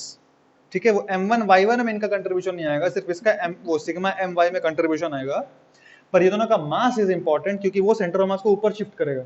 अगर ये मास को थोड़ा और बढ़ा देता मैं, मान लो ये 2m और ये 2m कर देता, तो क्या होता, ये मास बढ़ जाता, और ये डिनोमिनेटर बढ़ने से ये सेंटर ऑफ मास थोड़ा और शिफ्ट होता, क्योंकि इसका न्यूमेरिक वैल्यू छोटा था। न्यूमेरिक वैल्यू अगर इसका छोटा था, मान लो कर ही लेते हैं, तो ये तो चेंज नहीं होगा, ये पोर्शन तो उतना ही रहेगा ना। हाँ, तो ये कितना आ गया अपना -4m है, और टोटल मास कितना आ जाता, देख 6m, 2 2 2 6m, तो ये कितना आता -2a/3। अब पहले आ रहा था -a, अब आ रहा है -2a/3, किधर शिफ्ट करेगा, ऊपर, करना भी चाहिए। आप यहाँ का मास बढ़ा दोगे तो सेंटर ऑफ मास थोड़ा उधर शिफ्ट करेगा, और बढ़ाओगे तो थोड़ा और शिफ्ट करेगा, इनफाइनाइट ही कर दोगे तो ऑलमोस्ट यहाँ पे रहेगा। मतलब समझ रहे हो क्या कह रहा हूँ? अगर आप ये दो का मास को इनफाइनाइटली बड़ा कर दिए तो ऑलमोस्ट यहाँ पे आ जाएगा, ऑलमोस्ट, एग्जैक्टली वहां नहीं आएगा, क्योंकि यहाँ कुछ तो मास है, यहाँ कुछ तो मास है, तो जस्ट ऑलमोस्ट टच करेगा, मतलब y coordinate will be almost close to 0, y coordinate will be almost close to 0। समझ रहा है क्यों? क्योंकि y क्या होगा, ये दोनों तो 0 हो गया, सिग्मा my, इसका मास इनफाइनाइट इंटू y कोऑर्डिनेट 0 0, इसका मास इनफाइनाइट इंटू इसका y coordinate of centre of mass 0। अरे समझ में आ रहा है ना, y coordinate of centre of mass क्या होगा, इसका मैं बोल रहा हूँ मास आप जैसे बढ़ाओगे सेंटर ऑफ मास ऊपर शिफ्ट करते जाएगा, एक समय पे बहुत इनफाइनाइट मास हो गया तो ऑलमोस्ट यहीं पे आ जाएगा सेंटर ऑफ मास। तो मान लो m1 0 प्लस ये मान लो m1 है, ये मान लो m2 है, m2 इंटू 0 प्लस, ये मिटा रहा हूं मैं, और इसके लिए क्या लिखेंगे, इसका मान लो जो भी मास है m3 माइनस है कोऑर्डिनेट बाई, ये क्या लिखेंगे m1 plus m2 plus m3। अब ये तो इन्फिनिटी है ना, मैंने कहा मास बढ़ा के बहुत ज्यादा बढ़ा दोगे, मान लो इनफाइनाइट ही हो गया, तो ये तो 0, ये तो 0, और ये ऑलमोस्ट इनफाइनाइट है, तो y centre of mass will tend to 0, ऐसा करके आपको समझना है। इसका रोल है मासेस का, ऐसा नहीं कि उसका रोल ही नहीं है पिक्चर में कहीं। ठीक है, सो और एक चीज ध्यान से देखो, अगर इस क्वेश्चन में कोऑर्डिनेट सिस्टम को यहाँ शिफ्ट कर देते तो ये आंसर चेंज हो जाता या सेम रहता, आंसर चेंज होता है, मतलब coordinates will vary as per the coordinate system, that there is no doubt, but the centre of mass essentially जो पहले यहाँ पे था वो अभी भी वहीं रहेगा, सेंटर ऑफ मास नहीं बदलेगा। ठीक है, तो अगर क्वेश्चन पूछे centre of mass changes upon changing coordinate system, does the center of mass changes upon changing the coordinate system? So the answer is no, it doesn't change. ठीक है, चलो देखो ये वाला क्वेश्चन फटाफट, ये वाला क्वेश्चन मैं यहां पे कर दे रहा हूं। सबसे पहले क्या करते हैं, इसका हम एक्स सेंटर ऑफ मास निकालते हैं। जब एक्स सेंटर ऑफ मास निकालेंगे, ओके ध्यान से देखो, एक्स सेंटर ऑफ मास जब निकालेंगे तो ये पार्टिकल का एक्स कोऑर्डिनेट कितना है, 0, ये पार्टिकल का एक्स कोऑर्डिनेट कितना है, 0। अब ध्यान से देखो, यहां ये वाले प्लेन में जितने भी लाई कर रहे हैं, ये तो कौन सा प्लेन है, वाई जेड प्लेन। ये कौन सा प्लेन है, Y Z plane. Y Z plane का मतलब X coordinate 0, Y Z plane का मतलब एक्स कोऑर्डिनेट 0, एक्स के लॉन्ग तो उठे ही नहीं ना, वाई से तो वाई जेड प्लेन नाम है। तो ये वाले प्लेन पे जितने पार्टिकल्स हैं उनका एक्स कोऑर्डिनेट कितना है, 0। बाकी 4 पार्टिकल्स ही मेरे को कंसिडर करने हैं लिखने के लिए, इसलिए बोलता हूं बार बार एम एक्स जब आप ये लिखते हैं sigma M I X I by sigma M I, इसमें वो पार्टिकल्स का ट्राई टू अवॉइड जिसका कोऑर्डिनेट 0 हो चुका है, अननेसेसरी लेंदी होता है, अननेसेसरी लेंदी होता है। अब आप सोचोगे सर थोड़ा सा तो लिखना पड़ता है, थोड़ा सा लिखना पड़ता है, कल का जो आप पेपर दोगे नीट का या एडवांस का, आप ध्यान दोगे यहाँ पे लिखा रहेगा क्वेश्चन 1 क्वेश्चन 2 और यहाँ रहता है स्पेस फॉर ब्लैंक वर्क, उसमें कितना लिखोगे, भर दोगे क्या पूरा, पूरा भरना पॉसिबल नहीं है, पेपर भी नहीं मिलता है घसने के लिए, रफ वर्क ऐसा नहीं मिलता, इसी में करना रहता है जो करना रहता है आपको, इसी में जो करना रहता है आपको। सो देयरफॉर अगर आप लेंदी लेंदी लिखोगे आपको प्रॉब्लम होगा बाद में। खैर बहुत बड़ा चीज बोल दिया हमने, वापस आते हैं यहाँ पे एम आई एक्स आई, तो बेसिकली ये 4 पार्टिकल्स का ही लिखना है आपको। अब चारों का क्या x centre of mass same है, मतलब चारों का, अगर इन चारों पार्टिकल्स का ध्यान से देखें तो एक्स सेंटर ऑफ मास कितना है चारों के लिए, क्यूब ऑफ एज दिया हुआ है, चारों के लिए एक्स सेंटर ऑफ मास कितना है भाई, सबका यही है, इन चारों का एक्स सेंटर ऑफ मास तो सेम है ना, चारों का चारों तो एक्स कोऑर्डिनेट एक ही है, ए। ठीक है, तो क्या लिख दें हम, ए इंटू सबका मास का एडिशन, अरे देखो मैं पूरा लिख के बता रहा हूं आपको, M A plus 2 ma plus ma plus 2ma, यही होगा ना बाय द टोटल मास। तो मैं बोल रहा हूं ऊपर में जो ये लिखेंगे, अच्छा एक सेकंड रुक जाओ, तो मैं ये कह रहा था कि चूंकि सबका ए सेम है, चूंकि सबका एक्स कोऑर्डिनेट सेम है, तो हम डायरेक्टली सबका मास इंटू ए कर सकते थे। तो सबका मास कितना है देख, 3m 6m, और उनका एक्स कोऑर्डिनेट है ये डायरेक्ट करना था, ये स्टेप नहीं करना था, ठीक है कर सकते हैं कोई प्रॉब्लम नहीं। टोटल मास कितना आएगा, 12 आएगा शायद, 4 6 और नीचे भी 6, तो ये आएगा आपको 12m, तो ये आंसर हो गया a/2। ठीक है, उस तरह से y सेंटर ऑफ मास निकालो, जब y सेंटर ऑफ मास निकालेंगे, y एक्सिस कहाँ है, अच्छा ये, अच्छा y एक्सिस ऊपर की तरफ है, देखो कंफ्यूज नहीं होना, x एक्सिस इस तरफ है राइट, तो इसलिए x सेंटर ऑफ मास उधर कितना आया, a/2, इस तरफ a/2 शिफ्टेड है, यहाँ पे कहीं है, और y सेंटर ऑफ मास निकालना है, इसका तो खैर कुछ z भी आ जाएगा, पर मैं तो आपको सिर्फ x पूछा, y पूछा, z भी निकाल लेंगे। चलो y सेंटर ऑफ मास जो पूछा है, तो y सेंटर ऑफ मास कहाँ पे होगा, तो ऊपर, क्योंकि देख एक्सिस ही तो ऊपर बनाया ना मैंने y का, x y z, ठीक है सब ठीक है, कोई गड़बड़ नहीं है, y ऊपर की तरफ है, ऊपर की तरफ जाएगा, तो जब ऊपर की तरफ जाएगा तो ये जो प्लेन है X Z plane, X Z plane का अगर हम बात करें तो एक्स जेड प्लेन पे जितने पार्टिकल्स है उनका कोऑर्डिनेट्स क्या हो जाएगा, 0। अगर हम ये वाला प्लेन का बात करें तो ये वाले प्लेन पे जितने पार्टिकल्स हैं सबका कोऑर्डिनेट्स हो गया 0, बचा ये 4 पार्टिकल्स, ये 4 पार्टिकल्स का सबका जो y कोऑर्डिनेट है वो क्या है, a। अरे सबका चारों का y कोऑर्डिनेट तो a ही है ना, क्यूब है ऐसे करके, सबका a है, तो क्या लिखेंगे m1। अब ये वाला स्टाइल में करूंगा, सबका मास को ऐड कर देंगे और इसका y coordinate bye the total मास, फिर से वही आ गया a/2। ठीक है, चलो z कोऑर्डिनेट भी लिख लेते हैं, z कोऑर्डिनेट लिखने के लिए क्या करेंगे, हाँ z देख ऐसे करके है, z देखो ऐसे करके है, मतलब देखना है मेरे को सेंटर ऑफ मास इस तरफ कितना शिफ्टेड है, तो उसके लिए हम एक्स वाई प्लेन पे ध्यान देंगे, एक्स वाई प्लेन ये है, पूरा कचड़ा हो गया है, इधर बना दूं फट से, देख z कोऑर्डिनेट चाहिए राइट। हाँ, जब z कोऑर्डिनेट चाहिए, ये z है, ये x है, ये y है, जब z कोऑर्डिनेट चाहिए मतलब नीचे की तरफ आना है, तो ये जो प्लेन है इस पे जितने पार्टिकल्स हैं सबका क्या हो जाएगा, वो जो प्लेन है उसका तो z कोऑर्डिनेट है ही नहीं कुछ ना, ये जो प्लेन है उसका z कोऑर्डिनेट कितना है, 0। तो ये जो प्लेन है उसमें जितने भी z कोऑर्डिनेट्स वाले होंगे, मतलब जितने भी पार्टिकल्स हैं उनका z कोऑर्डिनेट कितना हो जाएगा, 0। अब शायद ये m, ये m, ये 2m, 2m, ये m, ये m, हाँ, तो यहां वाला सबका 0। अब जो फ्रंट पोर्शन है, जो बैक वाला पोर्शन है, उसका तो z कोऑर्डिनेट है ही नहीं कुछ, समझ रहे हैं तुम लोग। जो बैक वाला जो एज, जो फेस है, उसका z कोऑर्डिनेट तो है ही नहीं कुछ, वो तो परफेक्टली लाई कर रहा है ऐसे। पर जो फ्रंट वाला फेस है, ये वाला जो फेस है, इन सबका z कोऑर्डिनेट देख a है। तो जब z कोऑर्डिनेट लिखते हैं तो हम क्या लिखते हैं, sigma mi zi by sigma mi। तो सबका तो z कोऑर्डिनेट सेम है a, तो मैं क्या लिखूंगा, 2ma plus 2ma plus 2ma plus 2ma। उतना लिखने का जरूरत नहीं है, डायरेक्ट लिख दो 8ma बाई टोटल मास कितना 12m, ये कितना आ गया 2a/3। तो पूरा कोऑर्डिनेट आपको पूछ ले तो ये है आंसर 2a/3, ठीक है, ऐसा करके।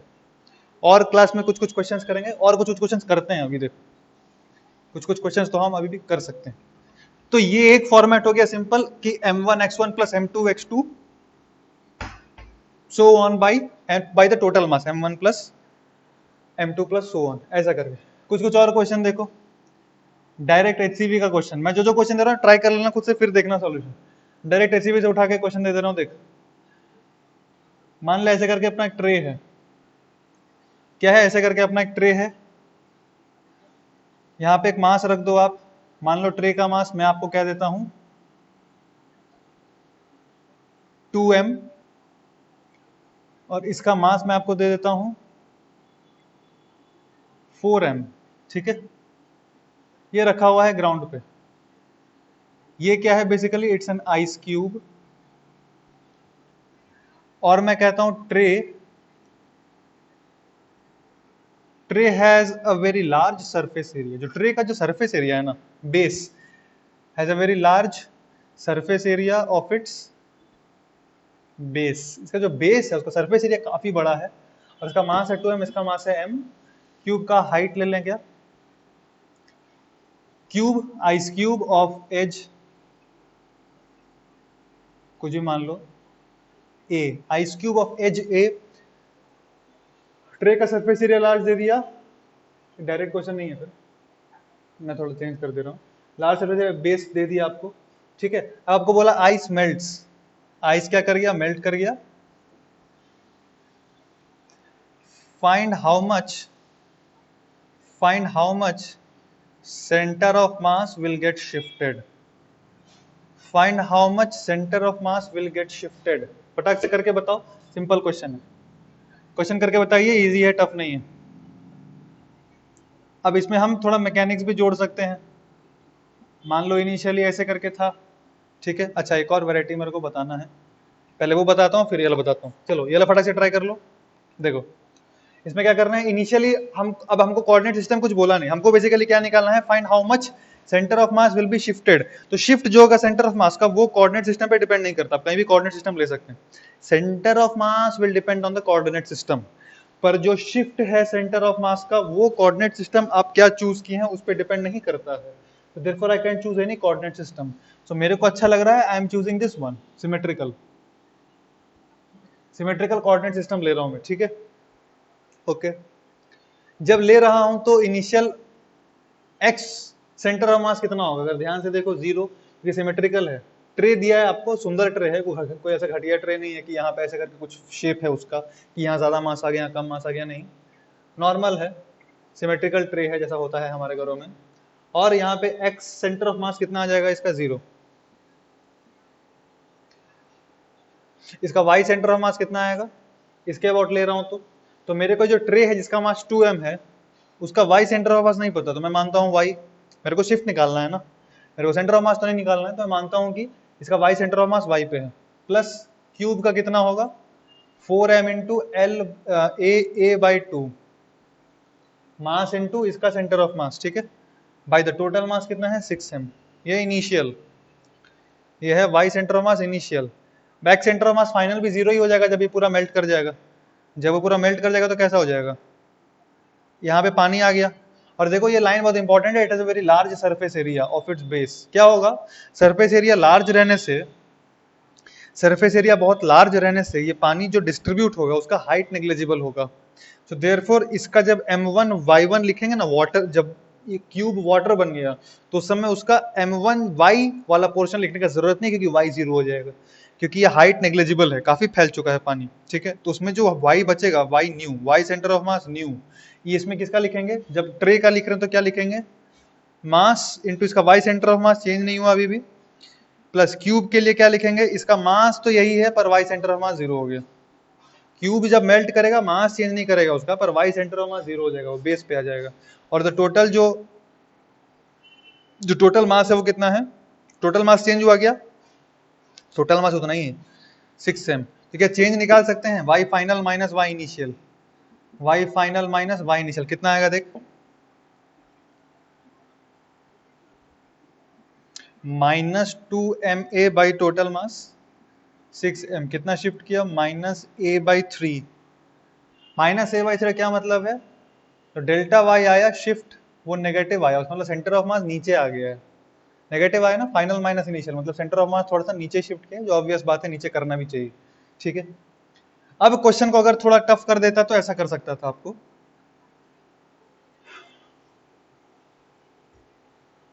कि आइस का आपको डेंसिटी दे देता, ठीक है, आइस का डेंसिटी दिया हुआ होता, मान लो मैं क्वेश्चन दे देता हूँ, चलो देखो ट्राई कर सकते हैं आप एक बार खुद से, थोड़ा सा कॉम्प्लिकेटेड आंसर आएगा, देखना ढंग से। ये है ए, ये है ट्रे, मास है इसका 2m, यहाँ पे रखा हुआ है क्यूब जिसका मास है कितना, क्यूब का मास है 4m, आइस क्यूब है, और उसका एज आप पकड़ लो ए, एज पकड़ लो आप उसका ए, ठीक है, ओके। एज जब ए पकड़ लिए, मैं कहता हूं डेंसिटी ऑफ आइस, ये दिया हुआ है आपको रो, डेंसिटी ऑफ आइस आप पकड़ लो रो, ठीक है, ओके, वो मेल्ट कर गया। एज ए दिया हुआ है, एज ए मत पकड़ो, इसको आप पकड़ लो,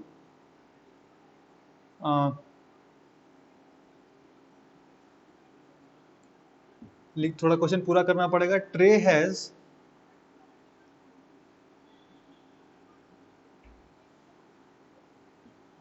has rectangular base of length a and width 4a, ठीक है। Tray has rectangular base of length a and width 4a, okay. हाँ, अब आपको बोला फाइंड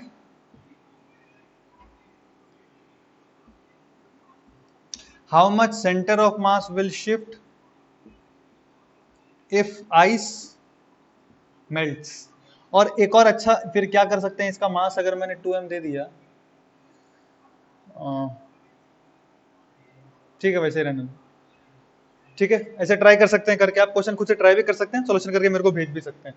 मैंने इसका जो जो आइस क्यूब है उसका डेंसिटी रो पकड़ लिया है, एज ए पकड़ लिया है, ठीक है। इसका मास को मैंने पकड़ा है 2m, और इसका एज को ए पकड़ लिया है, ये मेल्ट कर जाएगा। अब आपको बोलना है कितना शिफ्ट किया। अब ये बेस एरिया लार्ज नहीं दिया हुआ है, आप खुद से ट्राई कर सकते हैं, क्वेश्चन सिंपल ही है, ठीक है, एक बार खुद से ट्राई कर सकते हैं आप। चलिए देखिए, अब बेसिकली सेंटर ऑफ मास में मैकेनिक्स क्वेश्चन काफी सारा मिक्स कर सकता है, सेंटर ऑफ मास में मैकेनिक्स का बहुत सारा क्वेश्चंस मिक्स कर सकता है। जैसे फॉर एग्जांपल मैं कराता हूं आपको, चलो देखो क्वेश्चन सही करके सीखेंगे, मैं सोचा था पहले कॉन्सेप्ट बताऊं फिर पढ़ाऊं, पर क्वेश्चन करके ही सीखते हैं हम लोग, ठीक है। चलो तो पहले क्वेश्चन ही सॉल्व कर लेते हैं। सपोज फॉर एग्जांपल ये मैं आपको कहता हूं 15 kg and this is 5 kg, so system is released, इसको मैंने कोऑर्डिनेट सिस्टम पकड़ लिया, मतलब इनिशियली ऐसे करके था, ठीक है। अब मैं आपको कह रहा हूं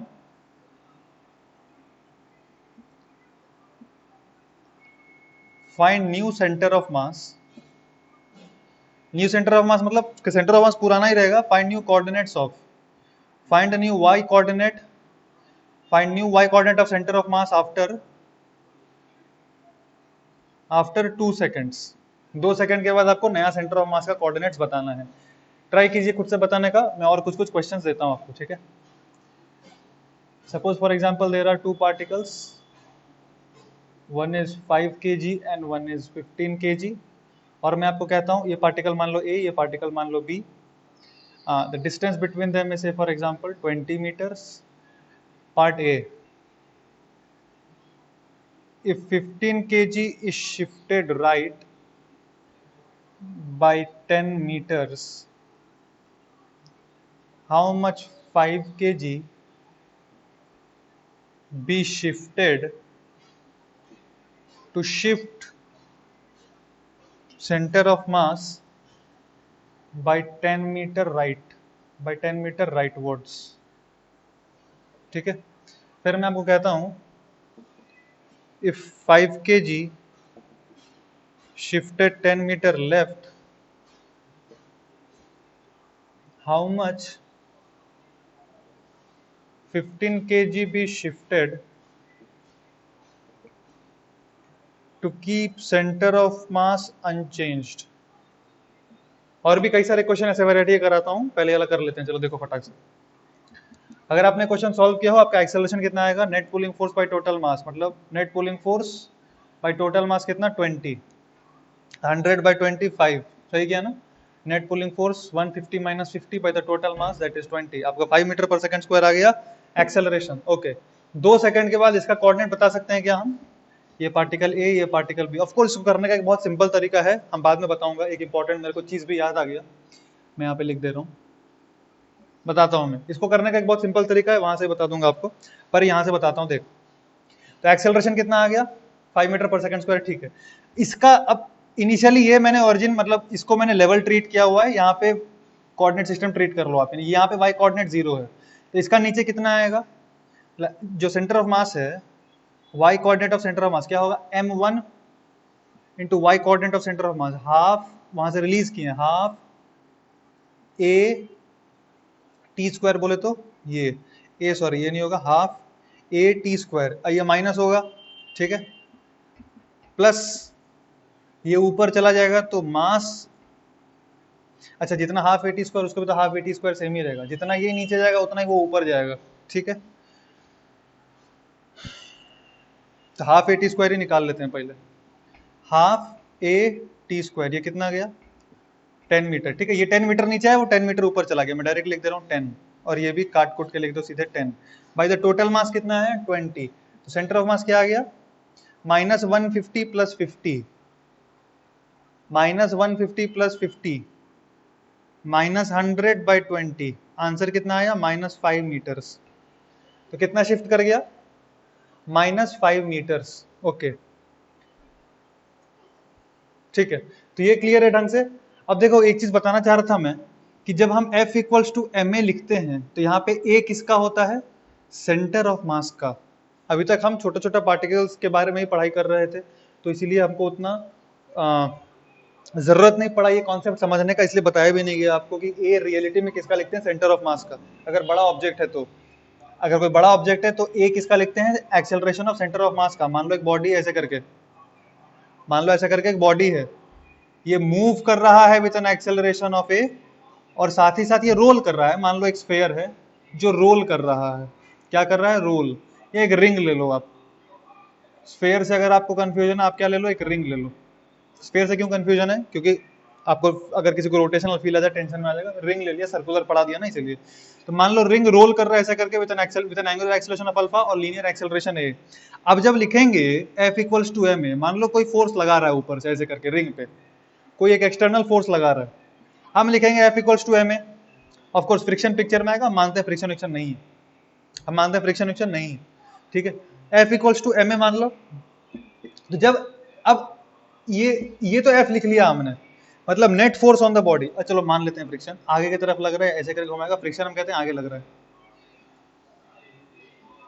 total force equals to mass into acceleration. अब ये पॉइंट ये है कि ये एक्सेलरेशन किसका है?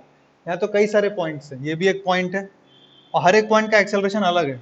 आपको सर्कुलर मोशन में एक पॉइंट ऑफ टाइम पे, मेरे को याद है किसी बच्चे ने क्वेश्चन पूछा तो मैंने बताया था कि हर एक पॉइंट का एक्सेलरेशन अलग अलग होता है।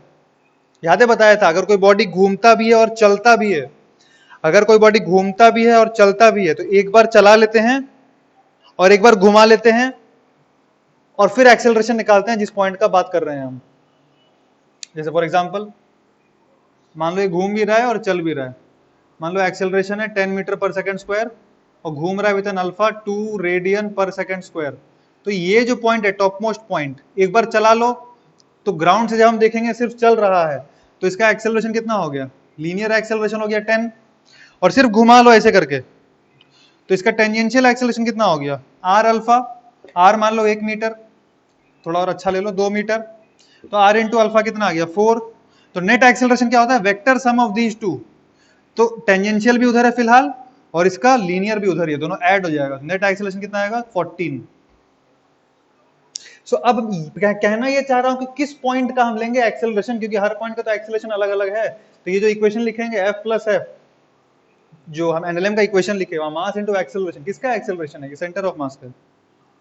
बहुत सारे पॉइंट्स है ना, तो याद रखना न्यूटन का जो ये होता है formula F equals to ma, इसमें ए होता है acceleration of centre of mass. इतना आपको कहानी याद रखने का जरूरत नहीं है, एसेंस बताने का मेरा सिर्फ ये था F इक्वल्स टू ma में ए क्या होता है, सेंटर ऑफ मास का एक्सेलरेशन। ठीक है, बस यही बताने का मेरा पर्पस था और कुछ नहीं, ये सब डराने के लिए नहीं था, सिंपल ही है, वो समझ भी गए होंगे आप। ठीक है, हाँ ये अब ये वाला क्वेश्चन देख, एक बार ये वाला क्वेश्चन देख लो। If 15 kg shifted right by 10 meter, how much 5 kg be shifted to shift center of mass by 10 meter rightward? आपने जो भी तरीका किया बहुत अच्छा है, बहुत सुंदर है, आंसर आ भी सकता है उससे। मैं आपको एक और तरीका दिखाता हूँ। एक तो स्टैंडर्ड तरीका जो आपने लगाया होगा, आप इसको ओरिजिन ट्रीट कर सकते हैं। शिफ्टेड बोला है तो वो कोऑर्डिनेट सिस्टम पे डिपेंड नहीं करेगा, आपने किसको कोऑर्डिनेट सिस्टम माना, इसको मान सकते हैं, इसको मान सकते हैं।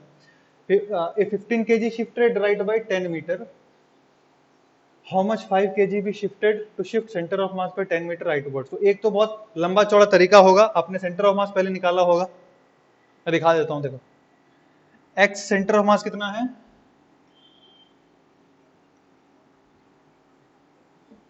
15, तो इनिशियली जो सेंटर ऑफ मास है यहाँ पे 15 मीटर पे है। या एक काम करो, मैं पहले छोटा तरीका दिखाता हूँ ताकि आपको अच्छा लगे, वरना उसका रेलेवेंस ही नहीं समझ में आएगा।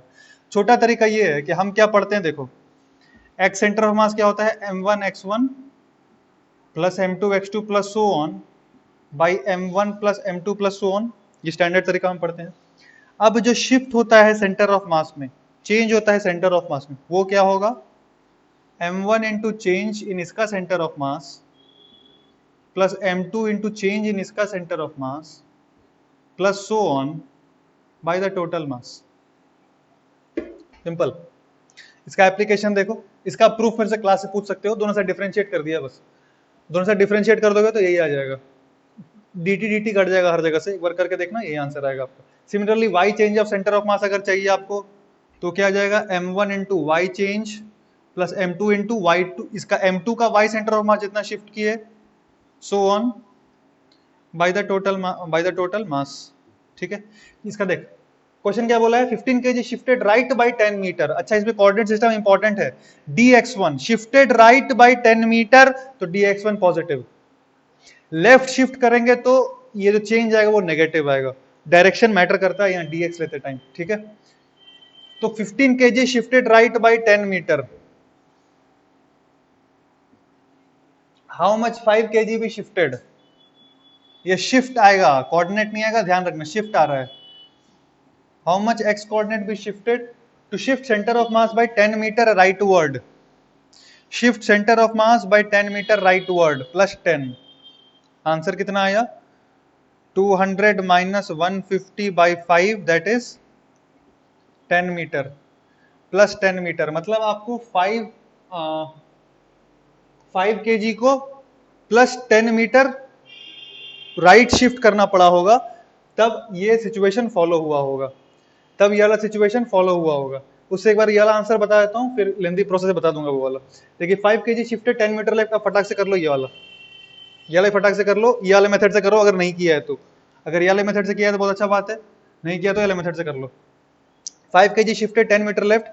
How much 15 kg be shifted to keep center of mass unchanged? Center of mass का change 0. 5 kg shifted 10 meter left मतलब -50. 15 kg का मेरे को पता नहीं, तो मैं कहता हूँ 15x by the total mass जो भी है. This implies x equals to क्या आया? 50 by 15, 10 by 3 metre plus right shift करेंगे. 15 kg किधर शिफ्ट करेंगे? Right by 10 metre, 10 by 3 metre. Answer right shift करेंगे बाई 10 by 3 मीटर. आंसर है ये. बिल्कुल वाला मेथड लगाया. लेफ्ट शिफ्ट किया इसलिए 5 का देख -5 इंटू -10. 15 kg का पता नहीं तो पॉजिटिव ही मानते हैं. ऑटोमेटिक अगर नेगेटिव आना रहेगा तो आ जाएगा, पर नेगेटिव आया नहीं, मतलब राइट शिफ्ट करना है. ठीक है, ये चीज क्लियर है. अरे रे रे रे रे ये मिटा दिया, ये मेरे को करना था. खैर वहां से डेटा से देख के क्या था, डेटा देख के पता पड़ेगा. ठीक है, वहां से देख के मेरे को डेटा समझ में आ जाएगा. देखो मैं आपको लेंदी, मतलब आप जिस मेथड से किए वो मेथड से करके देख लेता हूँ मेरा आंसर मैच किया कि नहीं, अपने खुद के खुशी के लिए. तुम लोग क्लास में बैठा हुआ तो आराम से पता पड़ जाता सही है कि नहीं. लेंदी मेथड से करके देख लो. सबसे पहले तो सेंटर ऑफ मास हमने 15 मीटर पे आया. अब क्वेश्चन क्या बोला था कि अगर 15 मीटर को राइट शिफ्ट किए, 15 इसको राइट शिफ्ट किए बाई 10, तो 5 kg को कितना घसकाएं कि सेंटर ऑफ मास राइट चले जाए बाई 10. तो सेंटर ऑफ मास मेरा आया 15. नया सेंटर ऑफ मास कहाँ आएगा? 25 पे. Centre of mass right shift होना चाहिए बाई 10 दिया है, नया सेंटर ऑफ मास आ गया 25. ओके, अब ये क्या लिखेंगे? m1 राइट बाई 10, तो इसका था 20 पहले से, राइट बाई 10 मतलब 30. और इसको पूछा है कितना शिफ्ट करेंगे, पूछा था शायद. इसका नया कोऑर्डिनेट निकालेंगे हम. इसका नया कोऑर्डिनेट है मान लो x. देखिए ये x और वो x अलग है. ये x शिफ्ट आया था क्योंकि शिफ्टिंग वाला फॉर्मूला यूज किए हैं, पर यहाँ पे कोऑर्डिनेट वाला फॉर्मूला यूज कर रहे हैं. x कोऑर्डिनेट है और टोटल मास कितना है देख 20. समझ में आ रहा है ना? यहाँ नया कोऑर्डिनेट बता रहा हूँ, 5 का मान लो नया कोऑर्डिनेट है x. तो ये कितना आ गया? 500 equals to 450 plus 5x, x का वैल्यू आ गया 10. अब ये जो 10 आया ये नया कोऑर्डिनेट है, तो नया कोऑर्डिनेट का मतलब पहले यहाँ पे था 0 0, पहले यहाँ पे 0 0 पे था, अब कहाँ चला गया? 10,0 पे. तो शिफ्ट कितना हुआ? 10. वही आंसर है, मैच कर रहा है. मतलब ये जो है वो परफेक्टली सही है, इसलिए नहीं कि आंसर मैच कर गया, वो है ही सही, आप टेंशन ना लें. तो ऐसा करके जो भी क्वेश्चन रहता है थोड़ा सा लेंदी हो जाएगा, हालांकि डायरेक्ट फॉर्मूला लगा के आप कर सकते हैं. शिफ्ट विफ्ट कुछ भी पूछ ले. अब ये क्या है? आसान हो गया क्योंकि 2 था, मैं 3 4 दे देता तो फिर घसते रह जाते हम. मान लो 3 दे दिए, 3 पार्टिकल ए बी सी, ए को दौड़ा लिए उधर, बी को इधर, सी को इधर. बोले सेंटर ऑफ मास कितना शिफ्ट होगा? इसको उधर शिफ्ट किए तो इसको इधर शिफ्ट किए, इसको इधर शिफ्ट कर लिए, कितना शिफ्ट होगा? Direct formula. वरना अगर ऐसे निकालने जाएंगे कि इनिशियल सेंटर ऑफ मास कहाँ है और फाइनल सेंटर ऑफ मास कहाँ होगा, फिर शिफ्ट निकालेंगे, बहुत टाइम लग जाएगा. डायरेक्ट तो क्वेश्चन टू क्वेश्चन वेरी करता है कि ये मारना है हमको कि डायरेक्ट फॉर्मूला मारना है. That depends on the question that is being asked. I hope everything is very well clear to all of you. ठीक है, चलिए ठीक. एक और चीज देख लो.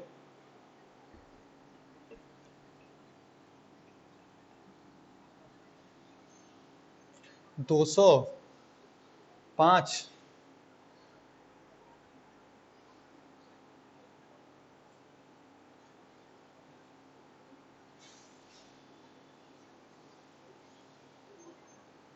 खैर छोड़ो, बाद में बता दूंगा.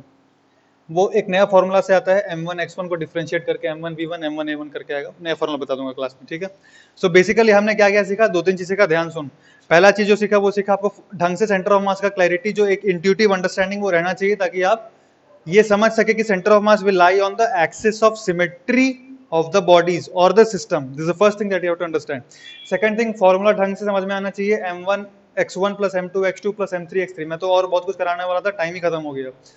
तो ये सिर्फ डिस्क्रीट बॉडीज के लिए ही फॉर्मूला कराया है. अभी extended bodies, area bodies, volume bodies, सबका डेंसिटी अलग अलग तो कैसे निकालेंगे वो सब करना है. अपने क्लास अभी तक नहीं खत्म किया है. और जो फाइनल चीज समझ में आया आप लोगों की, जब शिफ्ट विफ्ट पूछे तो कैसे करके निकालना, उसके लिए फॉर्मूला दे दिया है. सेंटर ऑफ मास में ऐसा कोई हीरोइक एक्टिविटी नहीं होने वाला, कोई खतरनाक ऐसा फॉर्मूला नहीं है. आपको बस बेसिक कॉन्सेप्ट्स क्लियर रहना चाहिए, क्योंकि इसमें कंसेप्चुअल क्वेश्चन बहुत अच्छा पूछा जा सकता है, जो धीरे धीरे हो भी जाएगा अपना. ठीक है. हरे कृष्णा.